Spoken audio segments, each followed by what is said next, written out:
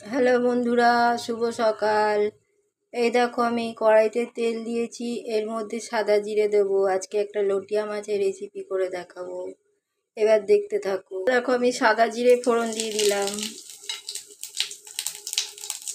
এবারে দিয়ে দেবো পেঁয়াজ ফোড়ন, কুচিয়ে রেখেছি পেঁয়াজগুলো ফোড়নে দিয়ে দেবো। একটু বেশি পেঁয়াজ দিচ্ছি, খেতে টেস্ট হবে।